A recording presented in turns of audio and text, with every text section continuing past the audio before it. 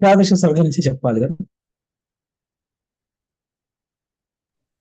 అవును గురువుగారు.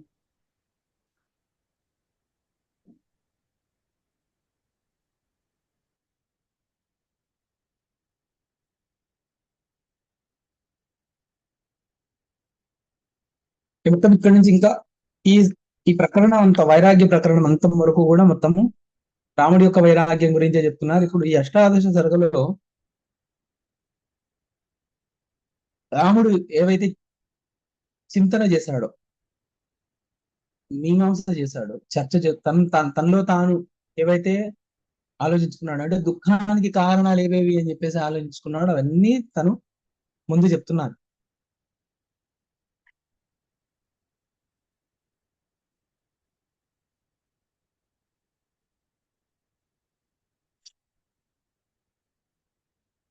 పూజంతం రామరామేతి మధురం మధురాక్షరం ఆరుష్య కవితా శాఖాం వందే వాల్మీకి. శ్రీరామ ఉవాచ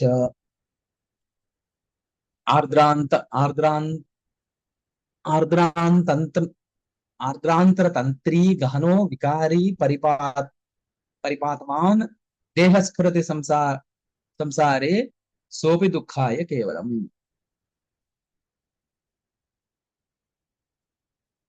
ఈ మొదలు ఆ, వికారాలతో కూడినటువంటి ఈ దేహం, ఇది కూడా అందరూ ఏమనుకుంటారంటే ఈ శరీరము సు- సుఖాలు అనుభవించడానికి ఉన్నది, ఈ శరీరం భోగాలు అనుభవించడానికి ఉన్నది అని. కానీ ఈ శరీరం కేవలం దుఃఖానికి నిలయం, దుఃఖం కొరకు మాత్రమే ఉన్నట్టుగా ఉంది అని చెబుతూ, అగ్నోపి తగ్న సదృశ బలితాత్మ చమత్కృతి యుక్త్యా భవ్యోపభవ్యోపి న జడో నాపి చేతన. ఈ దేహం జడమైంది అని చెప్దామా అంటే జడం కాదు, ఈ దేహం చేతనం అని చెప్దామా చేతనం కాదు. అసలు నిజంగా అయితే ఇది దేహం, అందరూ ఏమనుకుంటారంటే ఇది జడమా చేతనమా అని అందరూ ప్రశ్నించుకుంటూ ఉంటారు. అయితే నిజంగా చూస్తే ఈ దేహం జడమైంది. బలితాత్మ చమత్కృతి, అగ్నోపి తగ్న సదృశ బలితాత్మ చమత్కృతి. ఇక్కడ ఏంటంటే ఆత్మ 5 రకాల కోశాలతో కప్పబడి ఉన్నట్టుగా ఉండి, ఆత్మ చేతనం కదా, చేతనమైనటువంటి ఆత్మ ఈ శరీరాన్ని నడిపిస్తూ ఉంటే అందరూ ఏమనుకుంటారంటే ఈ శరీరమే చేతనమైంది అని అనుకుంటారు. అయితే ఒక చిన్న విషయం ఏంటి దీంట్లో అంటే, యుక్త్యా భవ్యోపభవ్యోపి నా జడో నా చేతన. ఇది నిజంగా అసారమైందే, ఇది చేతనమైందే, అయినా కూడా మోక్షానికి ఉపయోగపడుతుంది. అన్ని జడ వస్తువులాగా కాదు ఇది. మిగతా జడ వస్తువులు ఏవైతే ఉన్నాయో, ఎదురుగా బల్ల కుర్చీ ఇలాంటి జడ వస్తువులు లాగా కాదు. ఇల్లు వాకిలి ఇవన్నీ జడ వస్తువులు లాంటి జడ వస్తువు కాదు ఇది. ఇది జడ వస్తువు అయిన శరీరము, ఇది మోక్షానికి ఉపయోగపడుతుంది. కానీ బంధానికి కూడా ఇదే కారణమవుతుంది. జడా జడ దృశోర్మధ్యే దో దోలాయత దోలాయత దురాశయ అవివేకి విమూఢాత్మ మోహమేవ ప్రయచ్చతి. జడ అజడ, ఇది జడమా అజడమా? జడాజడ దృశోర్మధ్యే, ఈ జడాజడ అనేటువంటిది ఈ రెండిటి మీమాంస మధ్యలో దోలాయమ దోలాయితు దోలాయ దోలాయిత దురాశయ అవివేకి విమూఢాత్మ మోహమేవ ప్రయచ్చతి. ఇప్పుడు ఇది జడమా అజడమా అనేటువంటి ప్రశ్న వచ్చిన ప్రతిసారి ఇది జడము అని అనుకొని కూర్చున్నప్పుడు మళ్ళీ వెంటనే ఇది జడం కాదు, ఇది మోక్షానికి కూడా ఉపయోగపడుతుంది. ఆ చాలా వాక్యాలు, వేద వాక్యాలు అక్కడ ఇక్కడ వినిపిస్తూ ఉన్నాయి కూడా. శరీర మాధ్యం ఖలు ధర్మ సాధనం ఇలాంటివన్నీ వినిపిస్తున్నాయి. కాబట్టి శరీ ధర్మానికి సాధనమైంది కాబట్టి ఇది అజడం, ఇది జడం, ఆ ఇది జడం కానిది ఇది అని ఇలాంటి చింత వచ్చేటప్పటికి ఏమవుతుంది అంటే విమూఢాత్ములై మోహాన్నే పొందుతూ ఉన్నారు. అందరూ మోహాన్నే పొందుతూ ఉన్నారు దీనివల్ల. స్తోకేన ఆయాతి ఖేదిత నాస్తి దేహ సమశ్చోచ్యో నీచో గుణ బహిష్కృత. స్తోకేన, చిన్నదేదో ఒకటి తగిలితే దానికి ఆనందం వస్తుంది, చిన్న దానికి దుఃఖం వచ్చేస్తుంది. నాస్తి దేహస్తమశోచ్య నీచో గుణబహిష్కృత.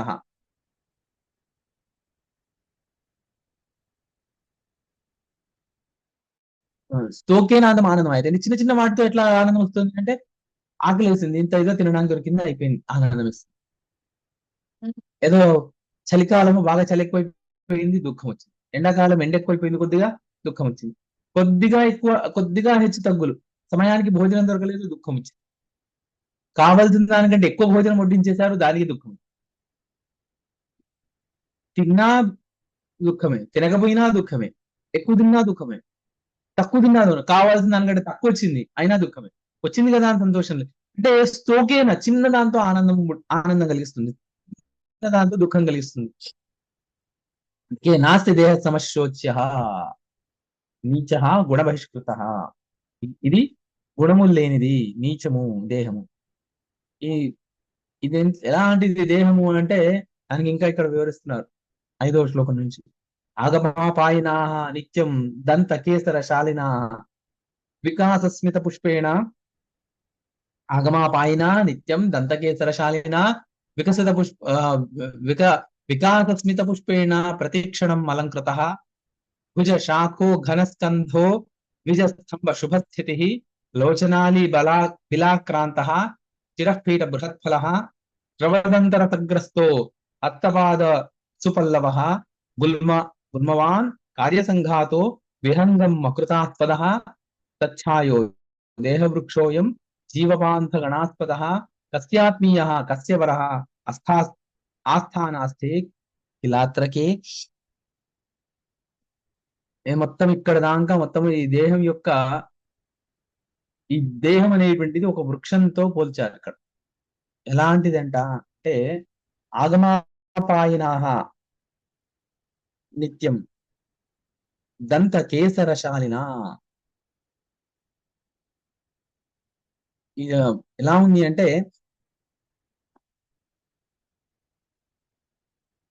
దంత దీంట్లో ఒక్కొక్క శరీరంలో ఉన్న అవయవాలన్నీ ఒక వృక్షానికి పోల్చి ఈ శరీరం మీద జీవుడు పిట్ట త్వరలో ఉన్నట్టుగా ఉండిపోయి ఇలాంటి శరీరాలు మళ్ళీ మళ్ళీ మళ్ళీ మళ్ళీ పొందుతూ పొందిన ప్రతి శరీరం నాదే నాదే నాదే అనుకుంటూ భావనలో ఉండిపోతూ రోగాలకి దుఃఖాలకి నిలయమైనటువంటి శరీరంలో నేను నేను అనేటువంటి భావన పెట్టుకొని జీవుడు అసలు నిజంగా అయితే జీవుడు దీంట్లో వచ్చి వెళ్ళేవాడు, దీంట్లో ఆగమ అపాయన వచ్చి వెళ్తూ ఉన్నాడు ఈ శరీరంలో, ఇలాంటివి ఎన్నో శరీరాలు పొందుతున్నాడు. కానీ వెళ్ళిన ప్రతి చోట ఇది నాదే, ఇదే నేను, నాది అనుకోవట్లేదు, ఇదే నేను అని అనుకుని కూర్చుండిపోయి దాంట్లో వచ్చేటువంటి దుఃఖాలు శోకాలు అన్నిటికీ కూడా నాకే వస్తున్నాయి అని అనే భావనలో ఉండిపోయి. కానీ నిజంగా తెలుసుకోని విషయం ఏంటి అంటే జీవుడు అక్కడ ఒక మార్గంలో వచ్చేవాడు, ఒక పథికుడు మాత్రమే. ఇప్పుడు మామూలుగా మార్గంలో ఉంటారు, ఇంతకు ముందు అంటే ఏవో ధర్మశాలలు ఉండేవి, ఇప్పుడు అంటే ఏవో హోటల్ ఉన్నాయి అనుకుందాం. మార్గంలో వెళ్తున్నాం, ఏదో ఒక చోట అలసిపోయాము, ఆ రాత్రి ఎక్కడో బస చేశాం. ఆ బస చేసిన ప్రతి చోటు నాదే అనుకుంటూ వెళ్తుంటే ఎట్లా అవుతుంది? అవ్వదు కదా. అక్కడ ఉన్నాము, బస చేసాము, వెళ్ళిపోయాం, అయిపోయింది, అంతే, రాత్రి గడిపింది, అయిపోయింది. కానీ జీవుడు ఏం చేస్తున్నాడు అంటే లభించిన ప్రతి శరీరము నేనే అని అనుకుంటూ అక్కడ వచ్చేటువంటి సుఖ దుఃఖాలు, ఇంద్రియ సుఖాలు, ఇంద్రియ దుఃఖాలు, ఇవన్నిటిని కూడా నాకే వస్తున్నాయి, సుఖ దుఃఖాలన్నిటికీ అన్ని నాకే వస్తున్నాయి, ఇంకా సుఖం కావాలి, ఇంకా సుఖం కావాలి అనేటువంటి దాంతో తిరుగుతూ ఉన్నాడు.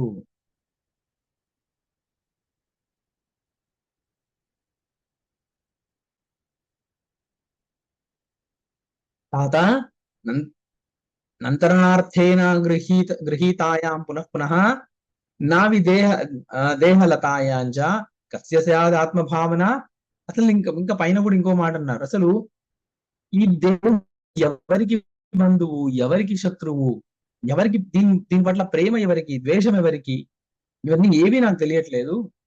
నంతరణార్థేన గృహీతాయాం పునః పునః నావి దేహలతాయాం కస్య స్యాద్ ఆత్మభావన. అసలు నిజంగా సంసార సాగరాన్ని దాటడానికి ఇది నావలాగా పనికొస్తుంది. కానీ దీంట్లో దీంట్లో ఆత్మభావన ఎందుకు కలుగుతోంది, ఎవరికి కలుగుతోంది అంటే కస్యస్యాద్ ఆత్మభావన అంటే కస్య నస్యాద్ ఆత్మభావన. అందరికి అందరూ దీన్ని ఒక సాధనంగా చూడాల్సింది పోయి దీని అందే ఆత్మభావన పెంచుకుంటున్నారు. కస్య నస్యాదాత్మ, ఇక్కడ కస్యాదాత్మభావన అని శ్లోకంలో ఉంటే దాన్ని ఎలా తీసుకోవాలంటే కస్య నస్యాదాత్మభావన అని తీసుకోవాలి. ఎవరికి కలగట్లేదు దీంట్లో ఆత్మభావన, అందరికీ కలుగుతుంది. దేహనాం నివనే శూన్యే బహుకర్త సమాకులే తనూరుహా సంఖ్యతరౌ విశ్వాసం కోధిగచ్చతి.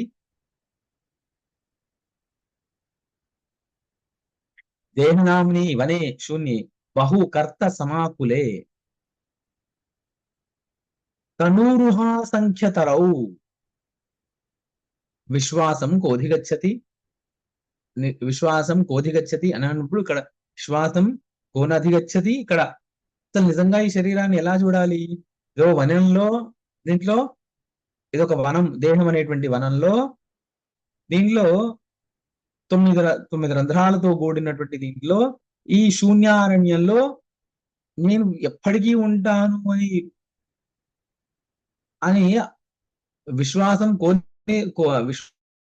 విశ్వాసం కోధిగచ్చతి అన్నప్పుడు ఇక్కడ నకారం ఒకటి కల్పించుకోవాలి. విశ్వాసం కోధినగచ్చతి, అందరికీ తెలుసు ఏ క్షణంలో అయినా ఈ శరీరం పడిపోవచ్చు, అందరికీ ఆ మాట ఉంది. కానీ అయినా కూడా ఈ శరీరం చిరకాలం ఉంటే బాగుంటుంది అనే భావన అందరికీ కూడా ఉంది.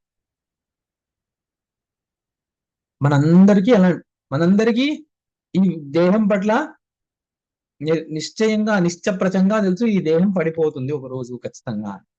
కానీ మన భావన ఎలా ఉంది అంటే ఈ దేహం శాశ్వతంగా ఉంటే బాగుండు, లేదా మనకు తెలిసిన వాళ్ళు మనం ఎవరినైతే ఎక్కువగా ఇష్టపడతామో ఆ దేహం శాశ్వతంగా ఉంటే బాగుండు.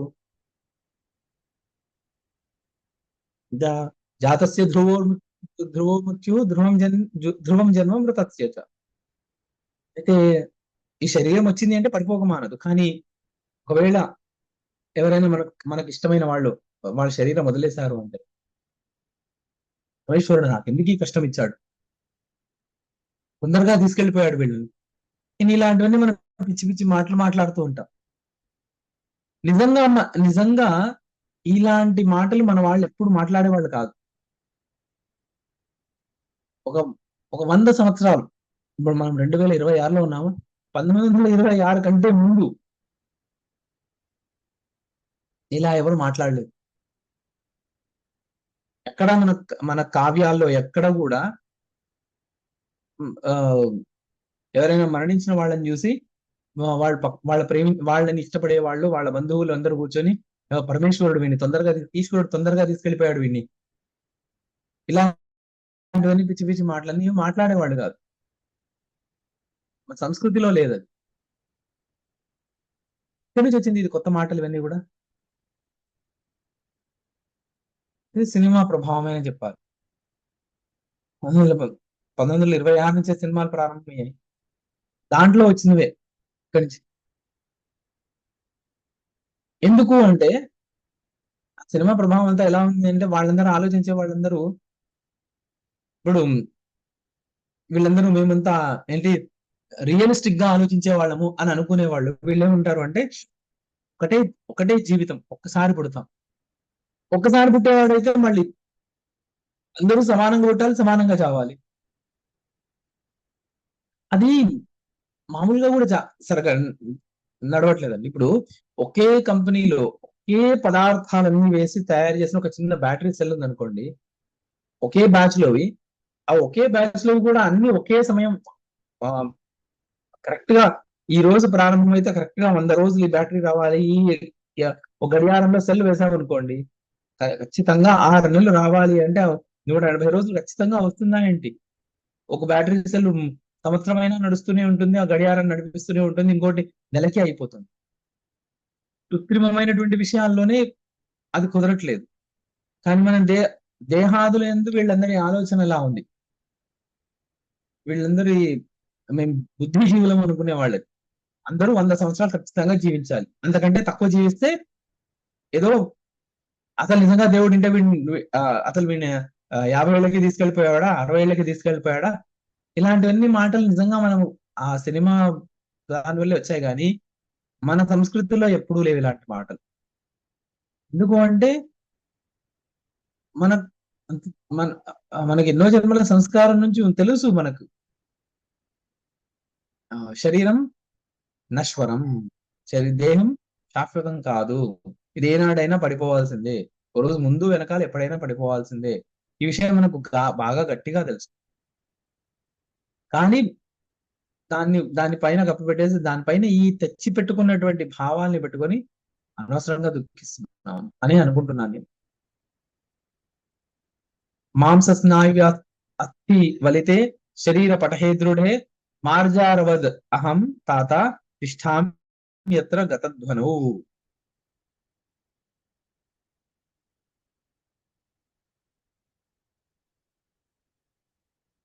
అసలు ఎలా ఉన్నా అంటే గతధ్వనౌ మార్జారవత్ తాత తిష్టామి. శబ్దము చినిగి డొల్లబడిపోయినటువంటి డోల్లో, మృదంగంలో, ధ్వనించని డోల్లో ఒక పిల్లి ఒకవేళ వెళ్ళి చేరుకున్నట్టుగా ఈ మాంసము, ఎముకలు, వీటన్నిటి నరాలు, వీటన్నిటితో కలిసి ఉన్నటువంటి అన్నిటి నవరంధ్రాలతో ఛిద్రమైనటువంటి ఈ దేహంలో దీనిలోకి బయటపడేటువంటి మార్గం నాకు తెలియట్లేదు. సంసారారణ్య సంరూఢో వెలతమర్కట చింతామంజరి తార చింతామంజరి తాకారో దీర్ఘ దుఃఖ గణక్షత. సంసారారణ్య సంరూఢ విలస చిత్తమర్కట.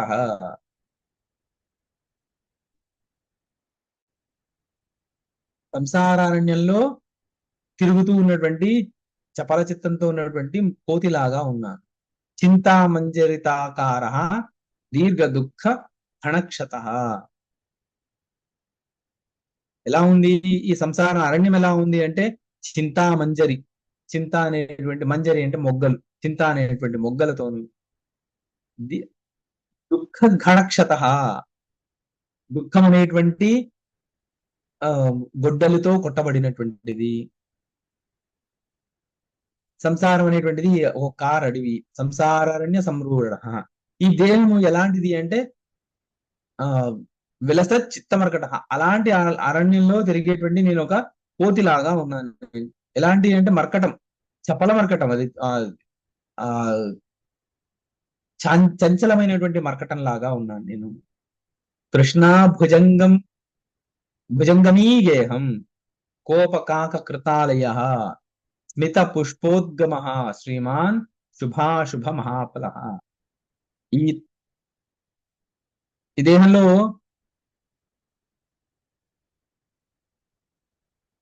కృష్ణ అనేటువంటి భుజంగమి, కృష్ణ అనేటువంటి సర్పాలతో భుజంగమీ గేహం.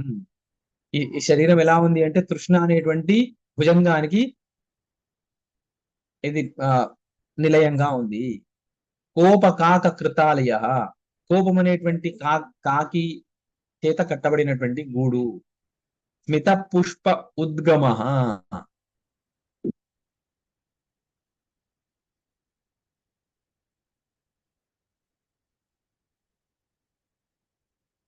చిరునవ్వులు అనేటువంటి పుష్పాలతో. శ్రీమాన్ శుభాశుభ మహాఫల, శుభములు అశుభములతో కలిసి ఇది కలిసినటువంటిదిగా ఉన్నది. ఇది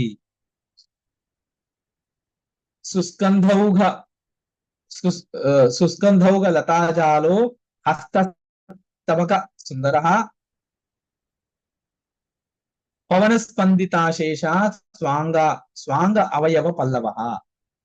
మంచి అవయవాలు అనేటువంటి చిగుళ్లతో, పల్లవాలతో, మంచి భుజాలు అనేటువంటి లతాజాలాలతో, హస్త తమక సుందర, హస్తములు అనేటువంటి వేళ్లతో, ఈ పవన స్పందితాశేష, గాలి చేత, పవనం చేత నడపబడేటువంటి, పవనం చేత స్పందింపబడేటువంటి ఈ శరీరము సర్వేంద్రియ ఖగాధార, అన్ని ఇంద్రియాలు అనేటువంటి పక్షులకి ఆధారము. సుజాను స్తంభ ఉన్నత, ఇక్కడ ఒకవేళ అరణ్యంలో వృక్షాలు ఉంటే వృక్షాలకి మాను ఉంటుంది కదా, ఏమంటారు దానికి, స్టెమ్. అలాంటి కాళ్ళు ఆ అరణ్యంలో ఉన్నటువంటి వృక్షాలన్నిటికీ ఇదే కాళ్ళు, ఆ కాళ్ళే వాటి స్టెమ్ లాగా ఉన్నాయి. సరసఛాయయా యుక్త కామపంథ నిషేవిత. కామం అనేటువంటి మార్గంలో నడిచేటువంటి సర సరసఛాయ, సరస సరస సరస పక్షుల యొక్క ఛాయయా యుక్త.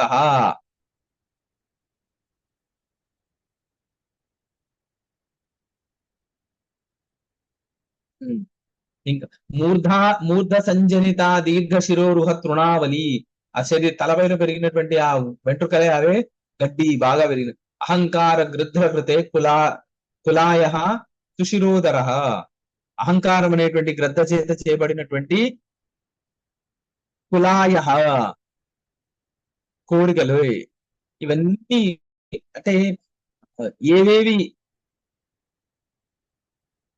ఆ విరక్తిని పుట్టిస్తాయో వాటన్నిటితో తన ఈ శరీరాన్ని పోల్చుకుంటున్నాడు రాము. అంటే ఇలా రాముడు ఇలా చేసుకున్నాడంటే మనం కూడా ఒకవేళ నిజంగా శరీరం పట్ల వైరాగ్యం కావాలంటే శరీరాన్ని ఇలాగే ఆలోచించాలి అని చెప్పి. నిజంగా శరీరం ఎంత బాగుందండి, ఎంత సుందరంగా ఉంది, పరమేశ్వరుడు ఈశ్వరుడే నిజంగా ఈ శరీరాన్ని కల్పించాడు అనుకుందాం, ఇంత మెకానిజం పెట్టాడండి, మనం పొగుడుతూ ఉంటాం. అలా పొగిడిన ప్రతిసారి శరీరం పట్ల అభిమానమే పెరుగుతుంది. నిజంగా అంటే మీరు నేను అని కాదు, నేను ఇక్కడ ఎవరిని అనట్లేదు, నాకు కూడా అనిపిస్తుంది. ఏదో చిన్న రోగం వచ్చేస్తే దానికి ఎంతో బాధపడిపోతాం. ఒక్క పూట నిద్ర లేకపోతే ఎంతో కోల్పోయిన వాళ్ళ లాగా ఉంటున్నాము. అసలు నిజంగా ఈ దేహాత్మ భావన అనేటువంటిది తొలగిపోతుందా అనే శంక వస్తుంది. ఇన్ని వేదాంత గ్రంథాలు చదివిన తర్వాత కూడా ప్రతి వేదాంత గ్రంథాన్ని అధ్యయనం చేస్తున్న ప్రతిసారి అరే ఇవన్నీ అనుభవంలోకి వచ్చినట్టే ఉన్నాయి కదా అనిపిస్తూ ఉంటుంది. వెంటనే ఉత్తర క్షణంలో ఆ వేదాంత గ్రంథం పక్కన పోగానే మళ్ళీ దేహాత్మ భ్రాంతి వచ్చి మళ్ళీ కూర్చుంది. ఒక్క పూట నిద్ర లేకపోయేటప్పటికి రోజంతా ఇంక ఏ పని చేయడానికి లేకుండా, ఈ రోజు పొద్దున ఏదో ఒక పాఠం చెప్పాలి అనుకుంటే అది కూడా చెప్పడానికి విసుగొచ్చి, జపం చేసుకోవడానికి విసుగొచ్చి, ఏంటి ఒక్క రాత్రి నిద్ర లేదంటే ఇది అంటే ఇది ఎన్ని గ్రంథాలు చదివినా ఎంత అనుభవంలోకి వచ్చినా ఇది దీని పట్ల ఉన్నటువంటి అభిమానం తగ్గేది కాదు అనిపిస్తుంది. నష్టే శరీరేవ అభిమాన నష్ట అన్నట్టుగా ఈ శరీరం నశించిన తర్వాతనే దేహాభిమానం అనేటువంటిది పోతుందేమో, ఉన్నంత వరకు అలాగే ఉంటుందేమో అనిపిస్తుంది. వేరే ఎన్ని విన్నా కూడా అన్ని తెలుసు, శరీరం నశ్వరము, శరీరం నేను కాదు, ఇవన్నీ బాగానే తెలుసు. కానీ ఏమైనా ఇంత శరీరానికి ఇంత కొద్దిగా ఇబ్బంది కలగగానే అసలు ప్రపంచంలో ఉన్నటువంటి ఇబ్బందులన్నీ నాకే ఉన్నాయి అనే భావన వస్తుంది చూసారు, అందరికీ వస్తుంది. ఇది ఏ కోశాన కూడా అంటే వెంటనే వదిలేట్టుగా కూడా లేదు. ఇప్పుడు శరీరం మరి వదులుతుందా అండి? అలాంటి వాళ్ళు ఎవరైనా ఉన్నారా అంటే అలాంటి వాళ్ళని స్వయంగా చూసిన తర్వాత కూడా మనకు వెళ్ళట్లేదు. మీకు అందరికీ జనార్దనానంద సరస్వతి స్వామి వారు మీరు విన్నారా మీ పేరు?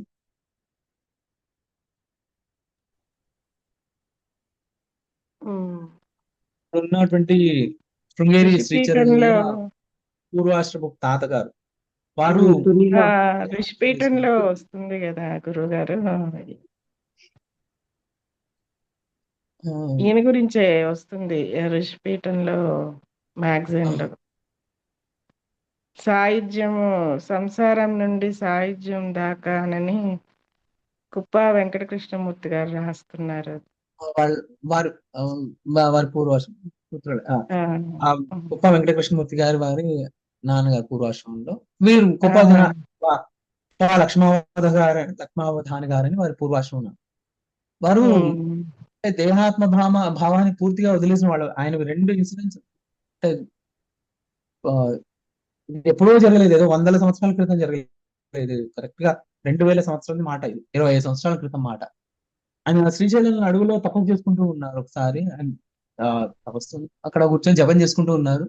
చాలా రోజులు, ఒక 2-3 రోజులు ఆయన సమాధిలోకి వెళ్ళిపోయారు. ఆయన అక్కడ అలాగే ఉండగా ఆయన ఎక్కువగా పాలధార పంచదార ఉంది కదా, అక్కడ ఎక్కువగా ఆయన కూర్చొని జపం చేసుకునేవారు. అక్కడే శంకరాచార్యులు అక్కడే జపం చేసుకున్నారని చెప్పేసి వీరు కూడా అక్కడే చేసుకునేవారు. నేను ఒక పాము కాటేసింది కాలుకి. అయితే ఈయన సమాధిలో ఉన్నారు కదా, పాము ఎక్కడ కాటేసిందో అక్కడి నుంచి కిందకి మాత్రమే విషం పాకింది కానీ అక్కడి పైకి పాకలేదు విషం. ఆశ్చర్యం. ఒక 3 రోజులు సమాధి అయిపోయిన తర్వాత ఆయనకు స్పృహ వచ్చింది. ఈరోజు వెళ్ళి మల్లికార్జున దర్శనం చేసుకుందామని నడుచుకుంటూ వెళ్తున్నారు. కొద్ది దూరం నడుచుకుంటూ రాగానే ఆ పాము విషానికి కొద్ది దూరం సహకరించింది. తర్వాత కాలు మాంసం ఊడి పడింది కింది. ఇక్కడ పాము కాటేసిందో అక్కడ అంత మాంసం అక్కడ అంత మాత్రమే మాంసం ఊడిపోయి కింద పడిపోయింది. చుట్టూ ఉన్న జనాలు కాలు మాంసం ఊడి పట్టుకొని అది డాక్టర్ దగ్గరికి వెళ్ళండి అని అంటే ఆయన నుండి ఏది పోతుందో అది నాది కాదు, ఏది పోతుందో అది నేను కాదు అనుకుంటూ వెళ్ళిపోయారు. అలా ఆయన మాంసం లేకుండానే 2 రోజులు నడిచేపటికి కాలు విరిగింది, ఆయనకి ఎముక విరిగిపోయి పట్టించుకోలేదు. కొన్ని రోజులు అయ్యేటప్పటికి పూర్తి అసలు నడవడానికి రాకపోతే ఆ వాళ్ళు వెళ్ళి నా సౌభాగ్యం ఏంటంటే నేను వారి మనవడి దగ్గరే నేను అధ్యయనం చేశాను. నేను వేదాంతము మా గురువు గారు కుప్ప రామసుబ్రహ్మణ్య శర్మ గారు, వారి మనవడే. అయితే వీళ్ళ పిల్లలు వీళ్ళందరూ శిష్యులు వీళ్ళందరూ చూసి కామినేని హాస్పిటల్లో తీసుకెళ్లారు. కామినేని హాస్పిటల్లో తీసుకెళ్తే డాక్టర్లు ఉండి ఇది సర్జరీ చేయాలి, ఇప్పుడు ఇంకా అప్పటికే ఆయనకి 90 ఏళ్ళు, ఇప్పుడు ఇంకా అంటే చెయ్యము సర్జరీ అన్నారండి. వీళ్ళందరూ రిక్వెస్ట్ చేశారు. ఎవరెవరితో ఎల్వి ప్రసాద్ గారితో వాళ్ళందరితో చెప్పి కాదు ఆయన పేరేంటి, ఏం ప్రసాద్ గారు, తిరుపతిలో టీటీడీలో ఈవోగా పనిచేసేవారు ప్రసాద్. పివిఆర్కే ప్రసాద్ గారు, సుబ్రహ్మణ్యం గారు, ఎల్వి సుబ్రహ్మణ్యం గారు, పివిఆర్కే ప్రసాద్ గారు మొత్తానికి ఎవరో ఒకరు బాగా ఇన్ఫ్లుయెన్స్ చేస్తే కామినేనిలో ఆయనకి సర్జరీ చేయడానికి ఒప్పుకున్నారు. అయితే అనస్థిషియా ఇస్తున్నారు, అనస్థిషియా ఎక్కట్లేదు ఈయనకి. అయితే ఏంటి ఎందుకు ఆలస్యము, ఏదో సర్జరీ చేస్తా అన్నారు కదా, ఎందుకు ఆలస్యము, పొద్దుననగా తీసుకొచ్చి పెట్టారు నన్ను ఇక్కడికి, సుమారుగా ఒక 5-6 గంటలు అవుతుంది, ఎందుకు ప్రారంభించారు అని అంటే మీకు అనస్థిషియా ఇస్తున్నాము, మీకు అనస్థిషియా ఎక్కట్లేదు, పాతది అనస్థిషియా కొద్దిగా ప్రభావం తగ్గితే మళ్ళీ కొద్దిగా డోస్ పెంచి మళ్ళీ ఇద్దామని చూస్తున్నాం, ఎంత ప్రయత్నం చేస్తున్నా మీకు అనస్థిషియా ఎక్కట్లేదు, మీరు కదులుతూనే ఉన్నారు, అంటే ఇప్పుడు ఏం కావాలి మీకు, సర్జరీ చేయాలి, మీరు కాలు కదల్చకుండా ఉండాలి, అంతేనా, అంతే, సరే అన్నారు. మీరు ఒక 10 నిమిషాల్లో మీరు సర్జరీ ప్రారంభం చేసుకోవచ్చు. 10 నిమిషాలు వారు చెప్పినట్టుగానే మీరు కాలు కదలడం ఆగిపోయింది. వాళ్ళు అనుకున్నారు అనస్థిషియా ప్రభావం పనిచేసింది అని అనుకుని సర్జరీ చేసేసారు, అంతా అయిపోయింది. సర్జరీ అయిన తర్వాత డాక్టర్ వచ్చి మాట్లాడుతూ ఉంటే ఈయనన్ని ఆ సర్జరీలో జరిగిన విషయాలన్నీ చెప్తున్నారు. ఏంటి మధ్యలో ఏదో మెషిన్ పెట్టి కోసారే, మధ్యలో ఎందుకో సుత్తెతో కొట్టారే అంటే అన్ని మీకు తెలుస్తున్నాయా అంటే అవును తెలుస్తున్నాయి, మరి తెలుస్తుంటే మీరు కాలు కదల్చలేదు, అయ్యో అమ్మ బాధపడలేదు కూడా అంటే నేను శరీరానికి భిన్నుని, నేను శరీరానికి సాక్షిగా ఉండి నేను చూస్తూ ఉన్నాను ఇవన్నీ, ఏం శరీరాన్ని కాదు కదా, మీరేదో నన్ను రిపేర్ చేస్తున్నారు అనుకో, మీరు నా శరీరాన్ని రిపేర్ చేస్తున్నారు, నేను దాని అంతా గమనిస్తూ ఉన్నాను అంటే మీరు లేచే ఉన్నారా మొత్తం సర్జరీలో, అంత మొత్తం లేచే ఉన్నాను అని చెప్పేసి మొత్తం మొదటి నుంచి లాస్ట్ వరకు వీళ్ళు మాట్లాడుకున్న మాటలు కూడా చెప్పారండి. మీరు నా గురించి మాట్లాడారు అంటే మీకు అనస్థిషియా ఎక్కలేదా, లేదు మీరు కాలు కదల్చొద్దు అన్నారు, కదల్చకుండా కూర్చున్నాను అంతే నేను, అంటే దేహాత్మ భావం పూర్తిగా వదిలేసిన వాళ్ళు ఇలా కూడా ఉన్నారు అక్కడ, మన మధ్యలో తిరిగారు అని మనకి ఎప్పుడు పోతుందో అది తెలియట్లేదు. అది కరెక్ట్. సర్వాంగ కుడ్య సంఘాత ఘన రోమమయ వాంకురం సంశూన్యపేట వివరం నేష్టం దేహగృహం మమ, నాకు ఈ దేహం అనేటువంటి గృహం నాకు ఇష్టము అవ్వట్లేదు. అవయవాలే సర్వాంగ కుడ్య సంఘాతం, ఈ ఈ అవయవాలే గోడలుగా గల వాటి నుంచి పుట్టేటువంటి అన్ని అవయవాల నుంచి పుట్టేటువంటి రోమాలే యవ అంకురం, ఘన రోమ యవాంకురం, అన్ని రోమాల నుంచి పుట్టేటువంటి అన్ని రోమాలు అవి యవ అంకురాల్లాగా ఉన్నటువంటి సంశూన్య పేట వివరం,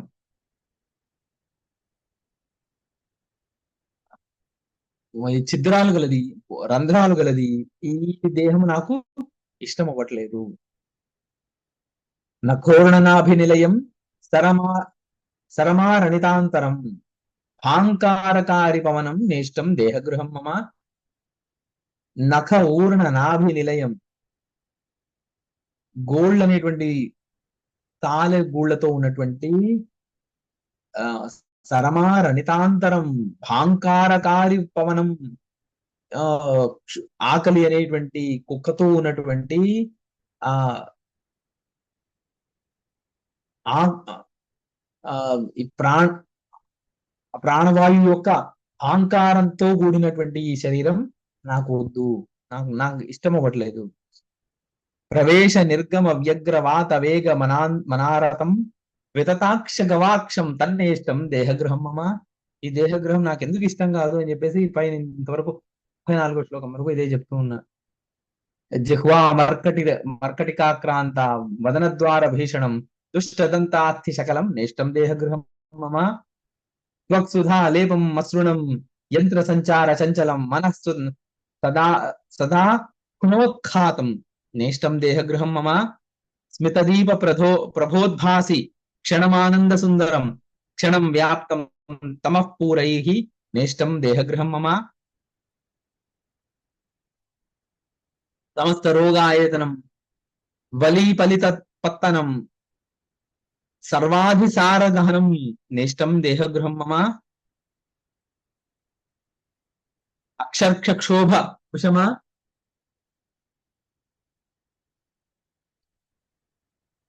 శూన్య నిస్సార కోటర తమోగహన దిక్కుంజ నేష్టా దేహ విటమీమ.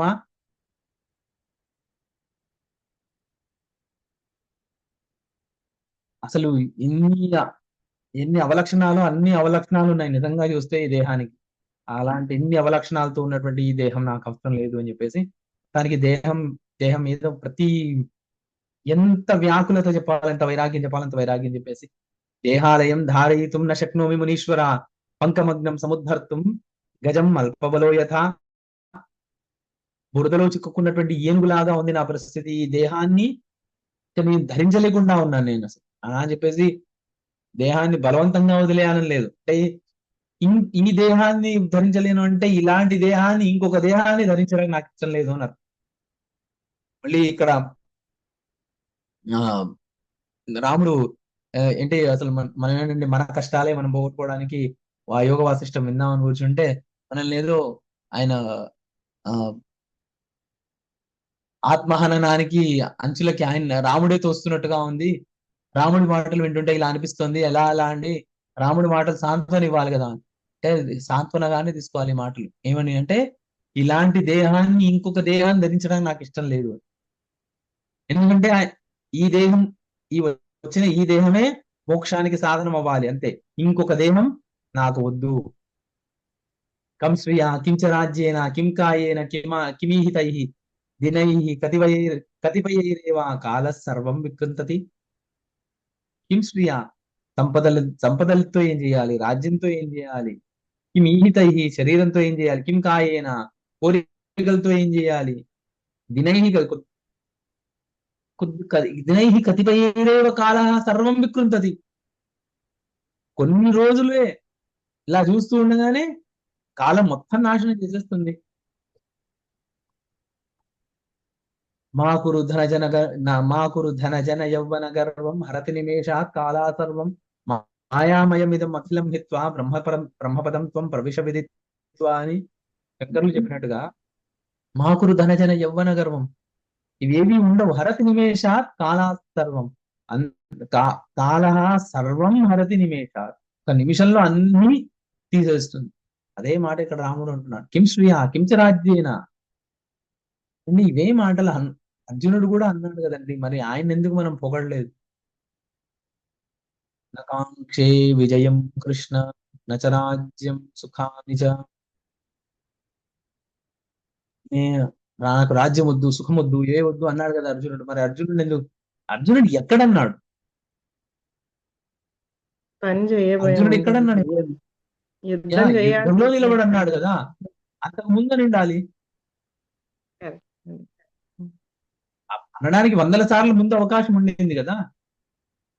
మరి అన్ని ప్రతిజ్ఞ చేశారు కదా, భీషణ ప్రతిజ్ఞలన్నీ చేశాడు కదా. కర్ణుని నేను వధిస్తాను, యుద్ధంలో అనా భీష్ముడు చేస్తాను, ద్రోణుడినైనా సరే నేను వధిస్తాను, కృష్ణ నువ్వు నాకు తోడుంటే చాలని ముందు అన్నాడు కదా. మరి మరి అప్పుడు రాలేదు ఎందుకు? అప్పుడు ఆ మాటలు అన్నప్పుడు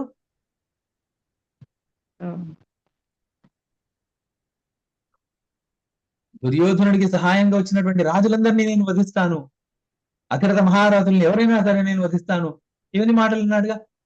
ఇప్పుడు మరి అనిపించలేదా వీళ్ళందరూ నా బంధువులే, వీళ్ళందరూ నా మిత్రులే, వీళ్ళందరూ చనిపోతే వీళ్ళ భార్యలు వితంతువులు అయిపోతారు, పిల్లలు అనాథలు అయిపోతారు, వీళ్ళకు వంశాలన్నీ ఆ ఏమంటారు సంకరాలు అయిపోతాయి, లుప్త పిండోదక క్రియలు అయిపోతారు వీళ్ళందరూ.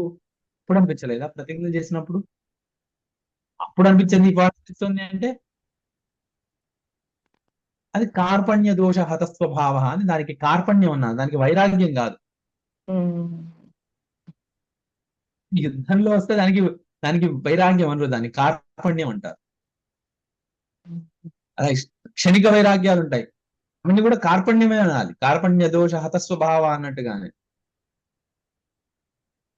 క్షణిక వైరాగ్యాలు ఏమి ఉన్నాయంటే పురాణ వైరాగ్యము, ప్రసవ వైరాగ్యము, అభావ వైరాగ్యము, శ్మశాన వైరాగ్యం, శ్మశాన వైరాగ్యం. అదే శ్మశాన వైరాగ్యము, పురాణ వైరాగ్యము, అభావ వైరాగ్యము, ప్రసవ వైరాగ్యము, 4 రకాలుగా క్షణిక వైరాగ్యాలు.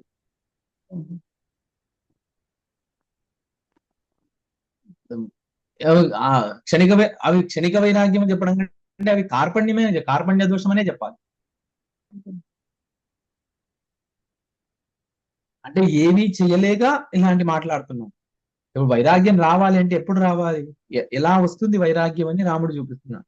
అంటే ఇంత చింత చేయాలి, ఏదో ఒకటి ఒక చిన్న వస్తువు నాకు లభించకపోయేటోడికి ఇంకా నాకేమొద్దు, ఏదో ప్రేమించిన వ్యక్తి నాకు లభించలేదు అని చెప్పేసి వాడు ఇంకా నేను జీవితంలో నేను దేవదాసుగా తిరుగుతాను, నాకేమొద్దు, నాకు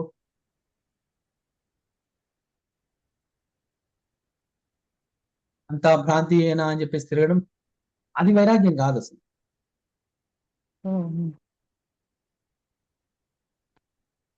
భక్తి వైరాగ్యము రెండు ఒకేలాగే ఉంటాయండి. ఈశ్వరుడి యొక్క ఈశ్వరుడి యొక్క వేదం ద్వారా పురాణం ద్వారా స్థాపించబడినటువంటి ఏదో ఒక రూపము యందు అత్యున్నత భక్తి, అలాగే సంసారం పట్ల వైరాగ్యం, ఇవి రెండు ఒకేలాగా ఉంటాయి. ఈ రెండిట్లలో ఏది వచ్చినా సరే పర్వాలేదు. ప్రహ్లాదుడికి విష్ణుమూర్తి యందు అచంచలమైనటువంటి భక్తి ఎలా ఉంది, ఇక్కడ రాముడికి సంసారం పట్ల ఉన్నటువంటి వైరాగ్యం రెండు ఒకటే.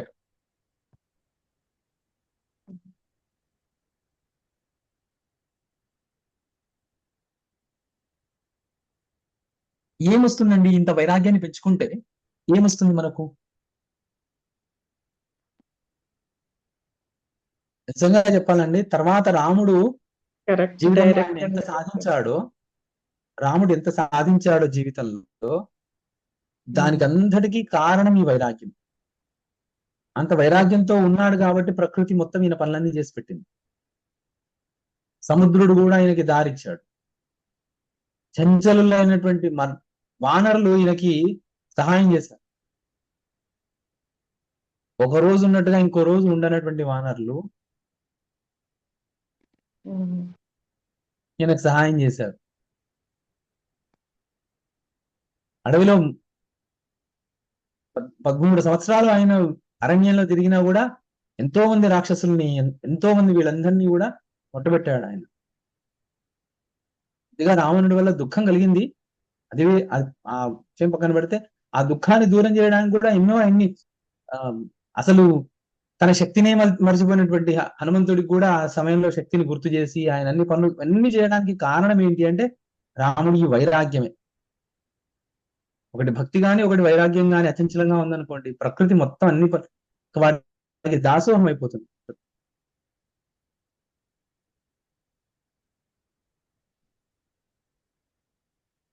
ఇలాంటి వైరాగ్యము ఇప్పుడు వివేక చూడమణిలో చెప్తారు, అక్కడ 4 ఉన్నాయండి. 4 అంశాలు ఉన్నాయి అక్కడ. నిత్యానిత్య వస్తు వివేకము, బ్రహ్మాది స్తంభ పర్యంత విరాగము, శమధమాది సాధన సంపత్తు, ముముక్షత్వం, 4 అంశాలు ఉన్నాయి. అయితే ఒకదాని తర్వాత ఒకటి వస్తాయా అండి? నిత్యానిత్య వస్తు వివేకం వచ్చిన తర్వాత బ్రహ్మాది స్తంభ పర్యంతం వైరాగ్యము, అలాగే దాని తర్వాత శమధమాది సాధన సంపత్తు, దాని తర్వాత ముముక్షత్వం అని క్రమంగా చెప్పారా? అంటే క్రమంగా చెప్పలేదు అక్కడ. ఈ 4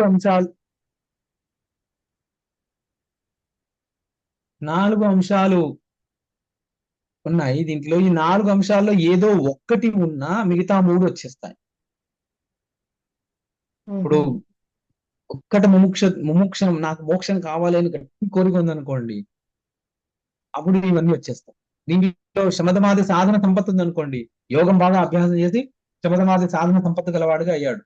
అంతరింద్రియ నిగ్రహము, బహిరింద్రియ నిగ్రహము, ఇవన్నీ రెండు బాగా వచ్చేసాయి. మనో నిగ్రహము, ఇవన్నీ కూడా యోగాభ్యాసం వల్ల వచ్చాయి. అలాంటి వాడికి మిగతావన్నీ కూడా అలవడతాయి. లేదు, బ్రహ్మాది స్తంభ పర్యంతం వైరాగ్యం ఉంది. స్తంభము నుంచి చిన్న పిపీలిక ఆది బ్రహ్మ పర్యంతం, చీమ నుండి బ్రహ్మ వరకు దేన్ని ఇష్టపడట్లేదు, దేని పట్ల రాగం లేదు. అప్పుడు మిగతా 3 చేస్తారు. ఇప్పుడు రాముడి విషయంలో మనం ఏం చూస్తున్నాము అంటే బ్రహ్మాది స్తంభ పర్యంతము వైరాగ్యాన్ని చూస్తున్నాం, తీవ్ర వైరాగ్యాన్ని చూస్తున్నాం. ఆ తీవ్ర వైరాగ్యం అంటే ఏమవుతుంది అంటే మిగతా లక్షణాలు కూడా వచ్చి చేరు. అంటే ఇప్పుడు తన వైరాగ్యాన్ని పరీక్ష చేయాలి. ఎవరైనా వైరాగ్యం మాటలు మాట్లాడారంటే ఏదో ఒక క్షణంలో మాట్లాడారా? ప్రతి క్షణము అలాగే ఉన్నారా? ఏదో ఒక్క విషయం అందకపోతే ఏదో కొంతమంది ఉంటారు, నేను ఏదో సిఏ ఎగ్జామ్ రాశానండి, నాకు క్లియర్ అవ్వలేదు, నాకు వద్దండి ఈ జీవితం, ప్రాణాలు వదిలేస్తా, లేదు నేను ఇంకేం వద్దా, ఇంకా నేను ఇంకా సిఏ చేశాను, నాకు రాలేదు, ఇంకా నేను అన్ని వదిలేసి నేను హిమాలయాకి వెళ్ళిపోతాను, నేను సన్యాసం తీసుకుంటాను.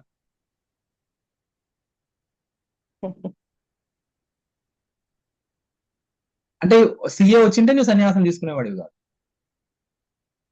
అప్పుడు భోగాలు తిరిగే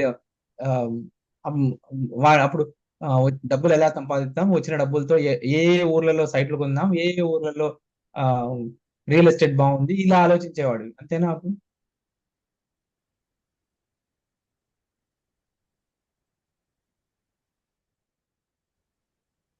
ఇక్కడ రాముడు ఆ మాటలు అనట్లేదు.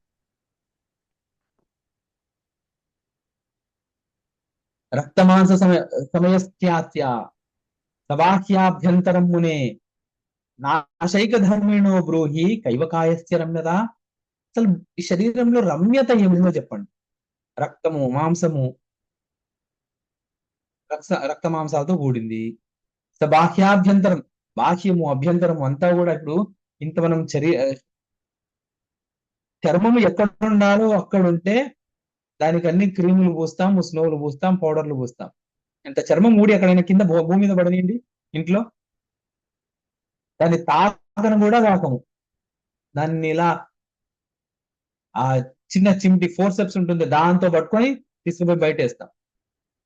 గోల్డ్ ఎక్కడున్నాయో అక్కడ ఉన్నంతసేపు దానికి నెయిల్ పాలిష్లు, దానికి ఇంకా మెనిక్యూర్లు అన్ని కూడా. ఆ గోడు ఇంత ఊడొచ్చి కొద్దిగా ఊడిపోయి ఉండాల్సిన చోటు నుంచి పీకేసాం అనుకోండి, ఇంకా వెంటనే ఆ గోరు అక్కడ పడేసి చేయి కడుక్కు. అదే గోరు వేలుకున్నంతసేపు దాన్ని ఎన్నిసార్లు తాగినా చేయి కడుక్కో.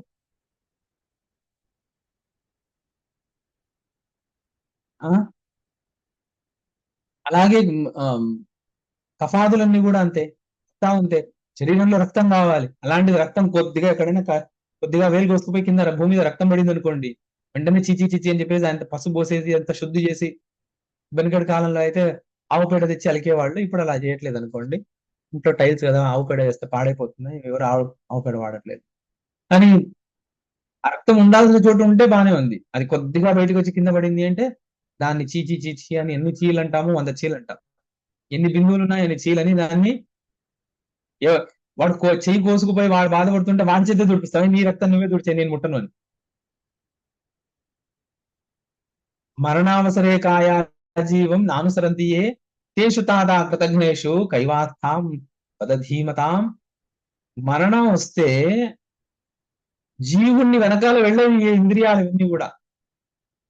జీవుడు జీవుడు జీవుడున్నందుకు ఇవన్నీ ఈ శరీరం ఇవంతా కూడా నిలబడి ఉంది. కానీ మరణావస్థ వస్తే జీవుడు వెనకాల వెళ్ళవు, ఇక్కడే అయిపోతాయి. మేము రాము, మేము ఇక్కడే బాగున్నాం, ఇక్కడే కాల్ చేసినా పర్వాలేదు కానీ మేము మీతో పాటు రాం అని అంటాయండి. అలాంటి కృతజ్ఞులైనటువంటి ఈ అవయవాలు, ఇంద్రియాలు, ఉమ్, శరీరము, దీన్ని ఎలా నమ్మాలి? మత్తేభ కర్ణాగ్రచల కాయో లంబాంబు భంగుర న సంత్యజతి మాం యావత్ తావదేనం త్యజామ్యహం. మత్తేభ కర్ణాగ్రచల, ఆ ఏనుగు చెవి ఎప్పుడూ ఊగుతూనే ఉంటుందంట. అలా ఇది కూడా కాయ లంబాంబు భంగుర, ఆ జారి కింద పడుతూ ఉన్నటువంటి లంబము అంటే ఊగుతున్నటువంటి, అంబు భంగుర, ఆ జారి కింద పడుతున్నటువంటి నీటి బొట్టు ఎలా ఉందో అది చంచలం. ఎక్కడ ఒకవేళ ఓ, అక్కడ పైనుంచి ఒక చుక్క నీళ్లు వేశారనుకోండి, చుక్క నీళ్లు కరెక్ట్గా మనం వదిలిన చోటే పడతా అనేముంది, అది ఎక్కడ పడుతుందో తెలియదు. పడ్డాక కూడా ఎంతగా చిట్లుతుందో ఎంతగా అవుతుందో తెలియదు. అది అంత భంగురం ఇది. న సంత్యజతి మాం యావత్ తావదేనం త్యజామ్యహం. ఇది ఇది నన్ను వదిలి వెళ్ళకంటే ముందే నేను దీన్ని వదిలేస్తాను. పవనస్పంద తరళ పేలవ కాయపల్లవ జర్జరస్తను వృత్తశ్చ నేష్టో మే కటునీరస.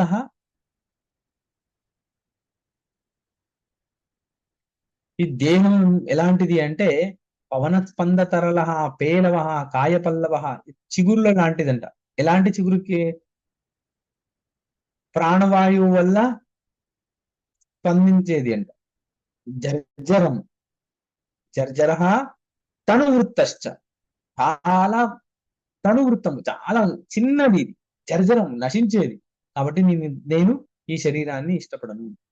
భుక్త్వా పీత్వా చిరకాలం, భుక్త్వా పీత్వా చిరంకాలం బాలపల్లవ పేలవాం తనుతామ్యేత్య యత్నేన వినాశం అనుధావతి. ఈ శరీరం భుక్త్వా పీత్వా, ఎంత తిన్నా ఎంత తాగినా చిరకాలం ఇలాగే ఉండదు. బాలపల్లవ పేలవాం, ఇది మామూలుగా ఆ చెట్లకున్న ఆకులు కొద్దిగా మొదలు లేతగా ఉంటాయి, కానీ కొంతకాలం అవుతూ అవుతూ 2-3 రోజులు అవుతూ కొద్దిగా ముదురు పడతాయి. ఈ శరీరం ఎప్పటికీ అలాగే సూక్ష్మంగానే ఉండిపోతుంది. ఇంకా ఎంత తాపి ఎంత ఎంత చేసినా కూడా ఇంకా సూక్ష్మంగానే మారుతుంది, కానీ ఇది దృఢంగా మారట్లేదు.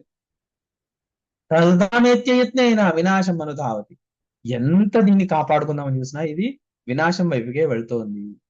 తాన్యేవ సుఖ దుఃఖాన్ని భావాభావమయాన్యసౌ భూయోప్యనుభవన్ కాయ ప్రాకృతో హి న లజ్జతే.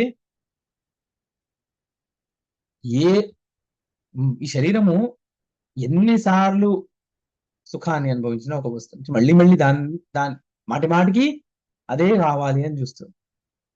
సిగ్గనేది లేదా ఈ శరీరానికి?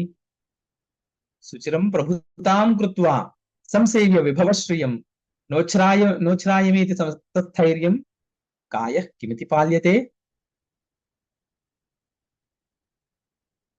అసలు ఈ శరీరాన్ని పోషించి లాభం ఏంటి? సుచిరం ప్రభుతాం కృత్వా సంసేవ్య విభవశ్రియం నోచ్రాయమేతి స్థైర్యం కాయ కిమితి పాల్యతే.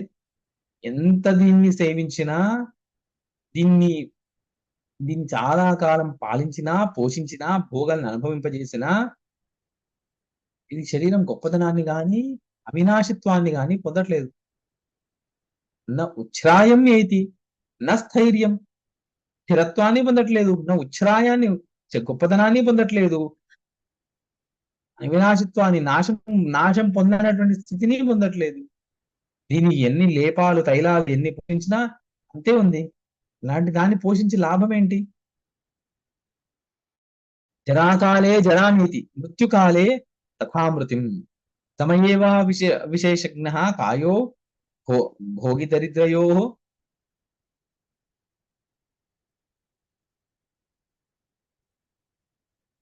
అసలు ధనికుడైనటువంటి శరీరమైనా సరే, దరిద్రుడి శరీరమైనా సరే, 2 రకాలుగా ఉండేవాళ్ళు, వాళ్ళ ఇద్దరి శరీరం అంతంలో ఒకేలాగా అవుతోందిగా. ఎంత డబ్బున్న వాడైనా సరే వాడి శరీరాన్ని ఎంత బాగా పోషించుకున్నాడు వాడైతే. మంచి డాక్టర్ దగ్గర చూపించుకొని ఎన్ని మందులు వాడాడో అసలు ఈ శరీరం జర్జరం కాకుండా ఉండడానికి. భోజనం కంటే, అన్నం కంటే ఎక్కువ టాబ్లెట్లే తిన్నాడు. అసలు వాడు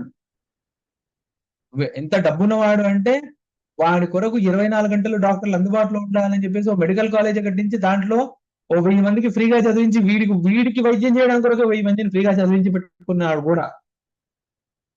అయినా వాడు కూడా వాడి శరీరం కూడా అంతంలో ఇలాగే అయింది. సంసారాంబోధి జఠరే తృష్ణ కుహరకాంతరే సుప్తతిష్ఠతి ముక్తేహో మూకోయం కాయకచ్చప. ఈ శరీరం అనేటువంటిది తాబేలు లాంటిదంట. ఎలాంటి తాబేలు?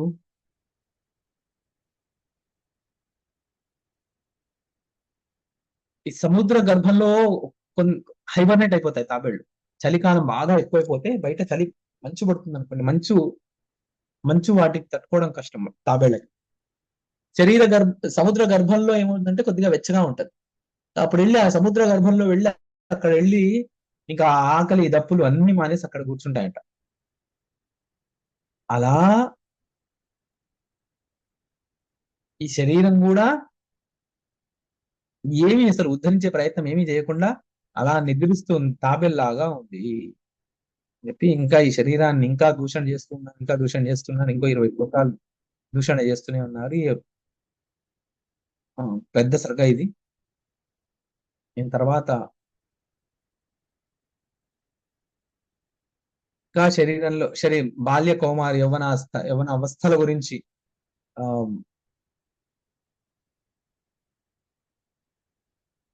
అవస్థలు ఎలాంటివి అవన్నీ కూడా వాటన్నిటి గురించి కూడా తాను ఆలోచించిన విధానాన్ని రాముడు తన మాటల్లో చెప్పబోతున్నాడు.